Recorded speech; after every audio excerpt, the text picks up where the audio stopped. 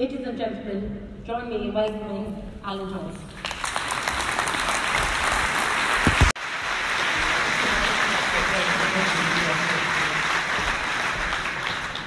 Thanks, Mary Rose. God, didn't she know everything? Actually, it gets me worried. It's a great pleasure to be here tonight. And can I acknowledge the Lord Mayor, the ambassadors, particularly the Australian ambassador to Ireland, Richard Andrews. Now, Richard said he'd give me special points if I mentioned that the wine tonight is Australian wine. So I hope you've really enjoyed it. Yeah. Can I also welcome my two brothers who are here tonight, Morris and Paul. It's always good to have family here. Thank you. And can I acknowledge, I know the Tánaiste has left, but acknowledge him. And can I also acknowledge the Chamber and Niall Gibbons, who's been an amazing friend over the years and the reason why I'm here. Niall has done an amazing job with Tourism Ireland. When you think that you're getting close to 12 million people visiting this Ireland each year, and put that in context, we get around 8 million people visiting Australia, a massive continent, every year. He massively hits above his weight, and he's done an amazing job for this country, and it's been a pleasure here to talk.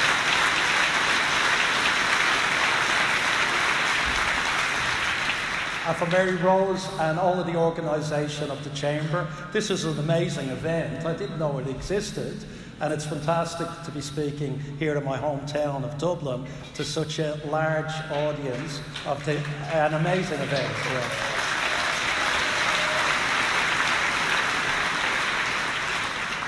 Now, the Tánaiste did say, and he did wish me all the best for my marriage that's coming up in 3 weeks' time. Yeah, I'm very nervous. Thank you.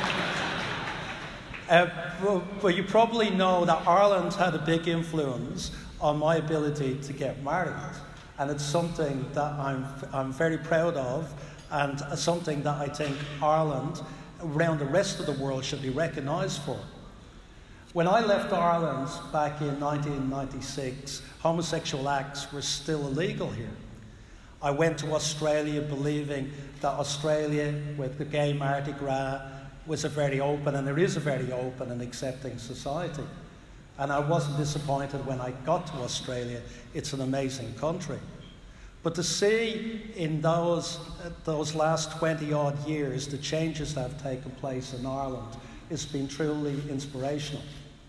First of all, the marriage equality referendum that took place in 2015. The world was watching, and Ireland showed the rest of the world what equality was like. Having that vote, with 62% of the Irish population voting in favour, inspired the rest of the world, was an inspiration to us in Australia, and was the light on the hill that we could all aspire to. In fact, the marriage equality campaign manager, Tiernan Brady, immediately left Ireland and came to Australia to work on our campaign. And he did an amazing job, and he was instrumental in changing the laws in Australia. We also had to go through our own vote, not because we have a constitution that forbid marriage equality, but because the politicians wouldn't agree on an outcome. And it was a tough campaign. We had a lot of pushback. I took a leading role as a leader of the business community, believing social issues are a thing that the business should get involved in. We are part of democracy and should have a say on these items. And we got a backlash. In an event in Perth, I had a very angry man throw a pie in my face because I supported marriage equality. It was a homophobic attack. We had Margaret Court, a very famous Australian tennis player, who said she was boycotting Qantas for her support of marriage equality. She's a religious preacher based in Perth. I did notice that Richard Branson, who runs our major competitor Virgin Australia, came down soon after that and said he supported marriage equality long before Alan Joyce did. So poor old Margaret couldn't get on an aircraft to fly anywhere in Australia.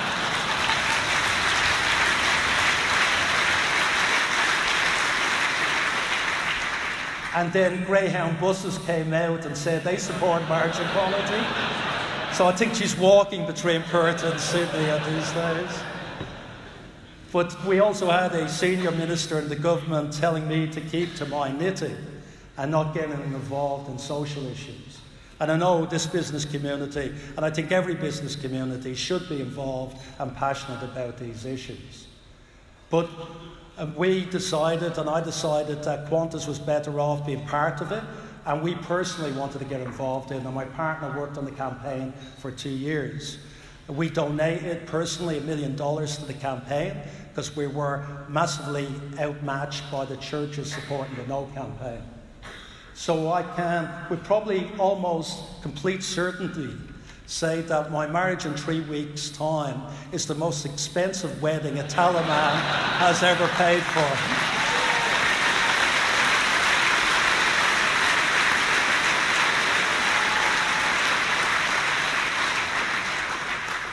It's always great to be back here in Ireland, and you know, my background is Irish, my family is Irish, my values are Irish, and we're just talking earlier, my accent, even though I've had 24 years living in Australia, is still very Irish or very Dubliner. Is that right?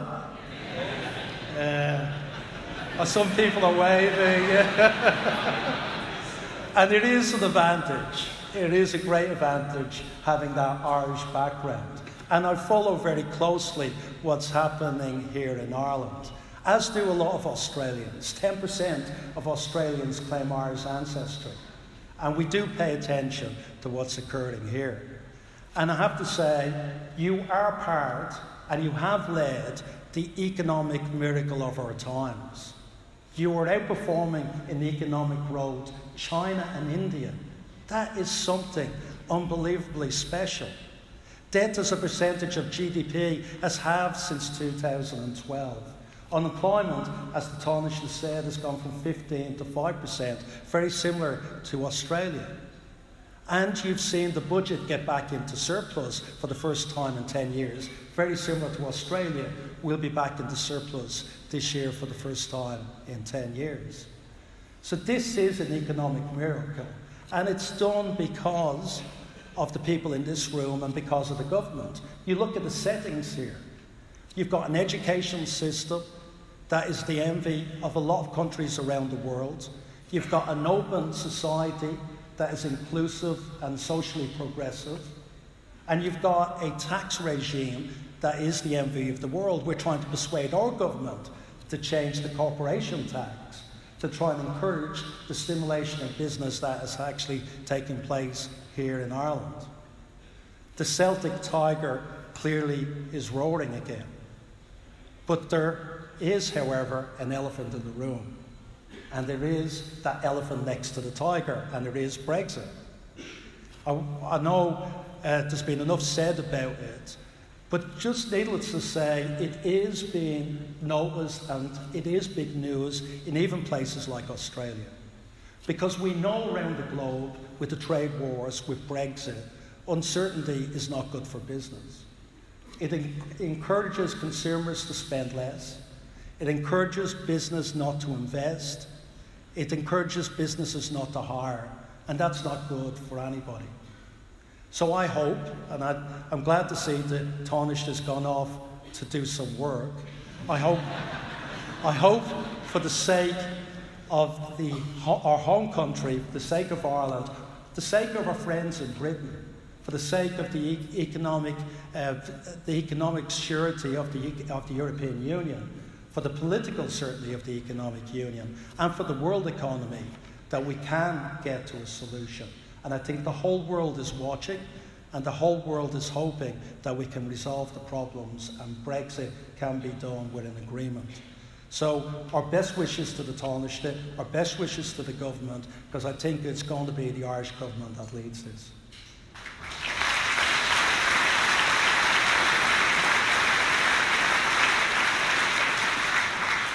Now, as I said, I'm being pretty impressed what's happened to Ireland in my lifetime. For over a few generations, what's happened here is truly amazing. My grandfather lived not far down from here in the Liberties. And he was brought up in a tenement house with 30 people living in that house. My father had to leave school at the age of 12, even though he was a great student. My mother was in hospital with TB for 3 years and had to also leave at 12 to mind her family. That was that generation. So they have been and will always be my inspiration. They were hardworking. My father had 3 jobs. My brother worked in a sports complex in Tallinn. They worked hard to make sure that their sons got an education that they couldn't have. And they really did work at it. And I'm unbelievably thankful to the Irish state, because if tertiary education hadn't been free, my family couldn't afford to put me through Dublin University through DIT and then through Trinity College. And I know the provost of Trinity College is here tonight. It's an amazing education you get in Ireland, and it's recognised around the globe. And thanks to the hard work of my parents, thanks to the education system here, I had a massive advantage when I left college. So not only was I the first in my family to finish tertiary education, I was the first in my family to finish secondary education. And my brothers have done exceptionally well. Morris here tonight is a director for Disney, is an animator, and he's now directing cartoons in Kilkenny. My brother Paul is a graphic designer, so they both use, is that the right side of the brain? And my brother in Melbourne is an actuary, so we both use the left side of the brain. So between the 4 of us, we've got 2 good brains, I've always said.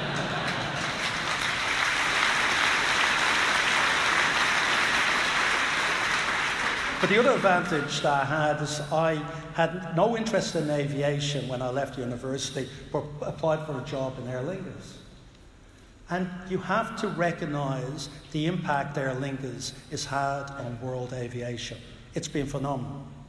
And I know the Aer Lingus team are here tonight. A lot of ex-Aer Lingus colleagues. Stephen Kavanagh, who worked with me in Aer Lingus for a long time. Conor McCarthy, who was my boss in Aer Lingus. And when you think of the impact, Tony Ryan worked for Aer Lingus. He set up GPA, which is now GCAS. And now 60% of world aircraft leasing and financing is done here in Dublin, in Ireland. What an amazing outcome that was. At the same time I was in Aer Lingus, Willie Walsh was there, and he now runs IAG. Conor McCarthy was there. And without Conor, AirAsia would never have got started, the largest low-cost carrier in Asia, and Jetstar, the largest low-cost carrier in Australia, wouldn't have got started because Conor helped me set that up.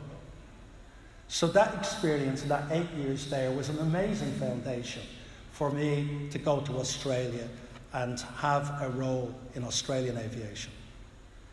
The first job I had was in planning in Qantas, and then the next job was setting up Jetstar.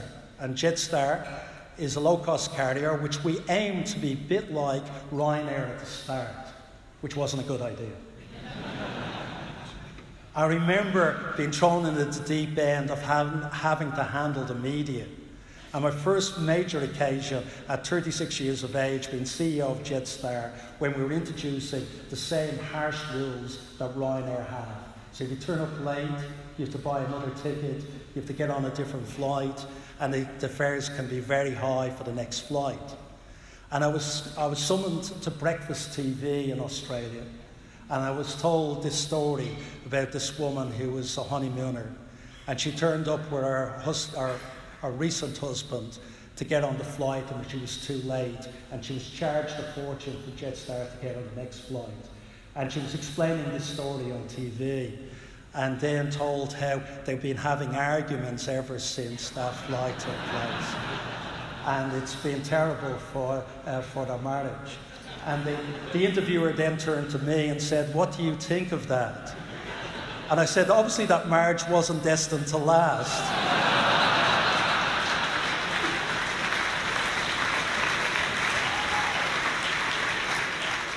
I was mortified, and I got a lot better at handling the media after that. But Jetstar also, unfortunately, became the butt of a few jokes. I remember being at a St. Paddy's Day function, and the comedian had come from Tasmania to Melbourne, and it was a lunch. And he said he was flying up on Jetstar, and we had free seating at the time. And he said he pushed the granny out of the way and kicked a few kids out of the way to get the best seat on the aircraft. And he got to the aircraft and he sat down. And it was a brilliant seat, he said. And he said this guy came up to him and tapped him on the shoulder and said, "You're sitting in my seat." And he said, "Free seating. You can sit anywhere you want on Jetstar." And the pilot said, "You fly the aircraft then if you want to." We did change that afterwards because we felt it didn't work in Australia. And Jetstar today has been an amazing success story. It has 130 aircraft. It flies 36 million people, 24 for under $100. It's democratised air travel in Australia, and it's the largest low-cost carrier in Australia, in New Zealand, the second largest in Singapore, the second largest in Vietnam, and the largest in Japan domestically. And thanks to Connor and the team that worked on it, it produced $400 million in profits last year, and amazing stories after 15 years of operation.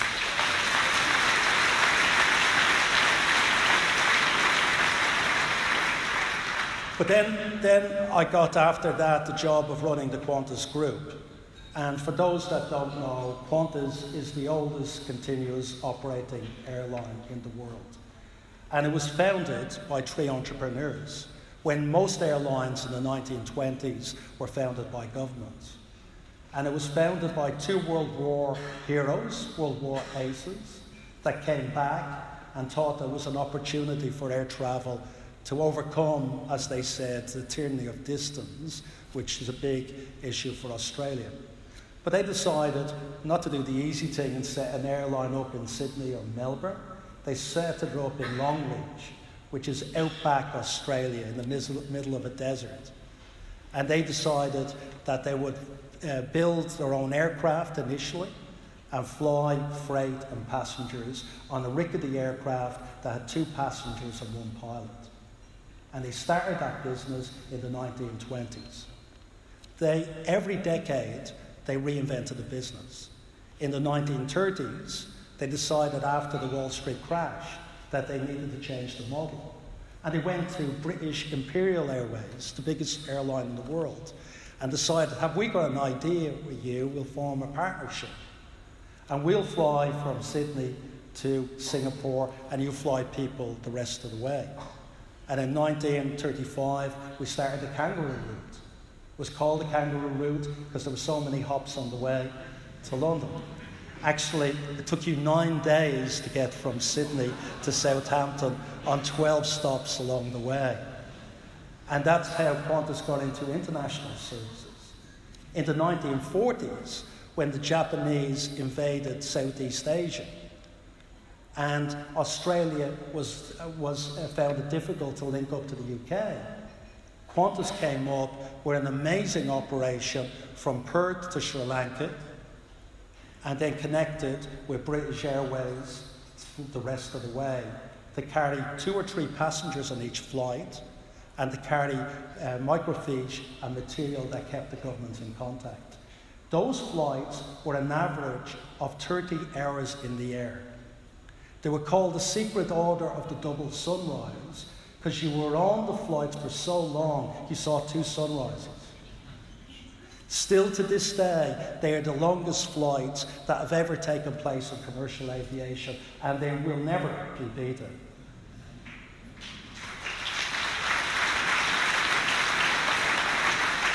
In the 1950s, we were the first airline outside the United States to take a jet, a 707, and fly across the Pacific, and the 3rd airline to fly across the Atlantic. In the 1960s, we were the 2nd airline after Pan Am to fly around the world in each direction. In the 1970s, Qantas, for all those that can afford to travel it, was the airline that created business class. You have us to thank for that. An amazing operation. We have the record for the maximum amount of passengers ever on a commercial flight. When Cyclone Tracy hit Darwin and we needed to get people out, we put 672 people on a 747 and did it safely to get them to Sydney. No A380 or 747 has ever carried that amount of people since.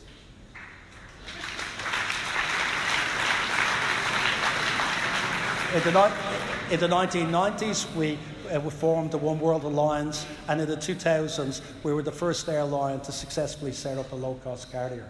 And that takes you to my time when I took over Qantas. And while this was an amazing brand, an amazing operation, when I took over Qantas, it had a lot of problems. It had a product that was tired, a union group that was out of control and running the airline.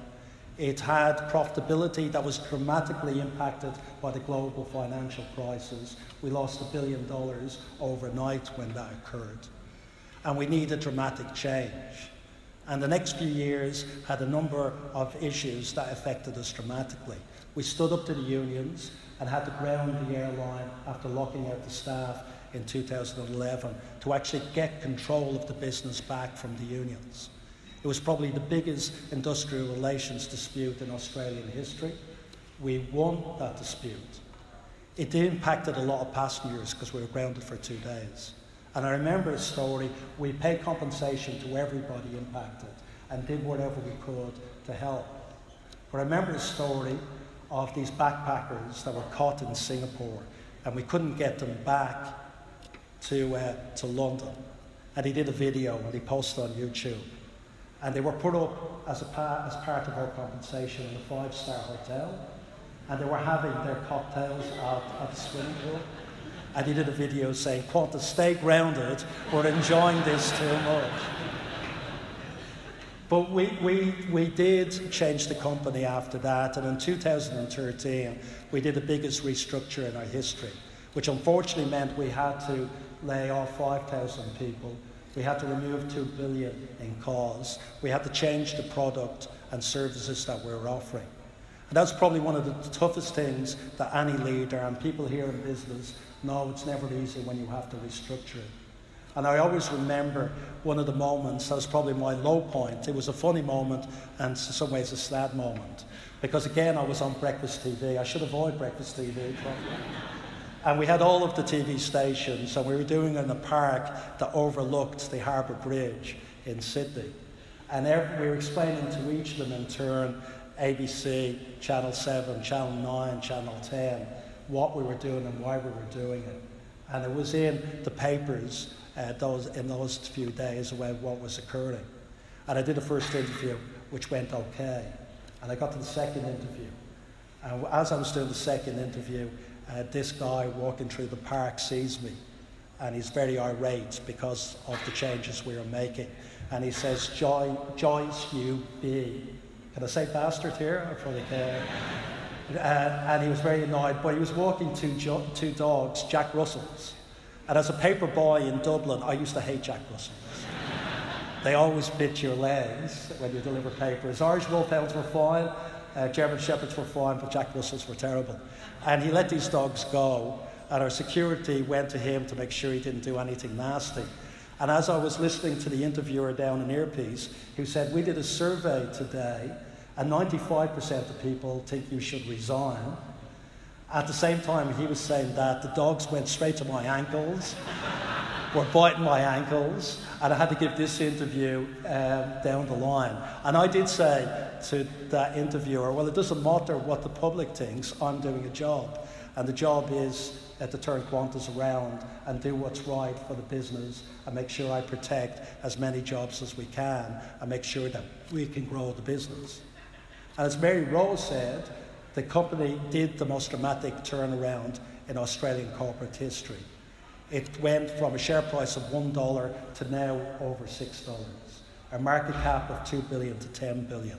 A profitability of 2.8 billion loss to a profitability it reached 1.6 billion. It's been now well over $1 billion for 5 years in a row. So the company is growing again, and we recruited 3,000 people in the last few years, growing our businesses massively. and the future coming into 100 years is looking bright. In fact, in last year we did one of the big highlights of my career when we flew an aircraft from Perth to London non-stop. The first time Australia and Europe were connected directly with a direct service.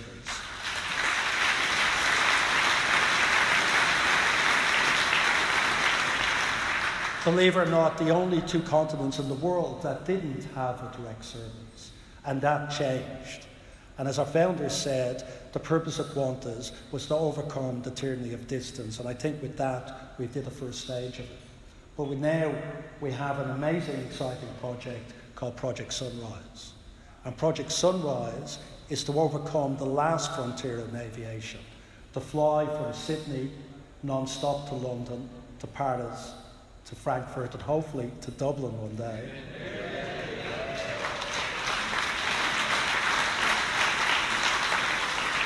And we're getting close. In the next 3 months, we have special test flights. One from New York with a brand new aircraft direct to Sydney, one from London direct to Sydney, and one from, again, New York to Sydney. The London-Sydney is only the second time, and it's the longest commercial service that has ever taken place. We did it 30 years ago with a 747-400. It had no seats on it and no passengers. We'll be doing it in November with 50 passengers on board. The pilots will be wearing brain monitoring equipment to judge how they react with long flying and how alert they are to get our regulator to approve it. They'll be doing a 20-day study, urine tests, test all sorts of blood tests to make sure we can do this safely. And the passengers will be tested on board so we can design the product and the service so it is a product and service designed for 21 hours of flying.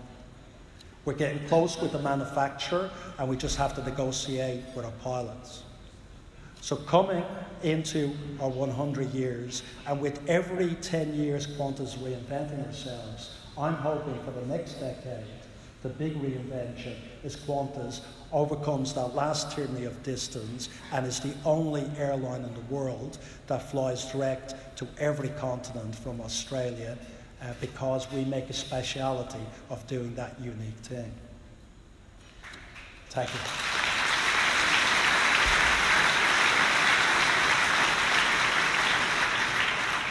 So it's a real pleasure to be here. And I haven't seen the changes in my business over 10 years. I look at all of the changes in Ireland over that time. And as Colin said earlier, the social and economic changes in this country have been amazing. It is truly inspirational what you have done. I think what the Taoiseach and the government has done is set the policy settings and the drive to make that recovery happen. But it takes thousands of businesses. It takes the people in this room to make that economic miracle come true. You should be very proud of what you've done. The world is watching. The world is looking at Ireland as an inspirational lesson in economic recovery and in social progression. You should be very proud of where you are, because I certainly am. Thank you very much.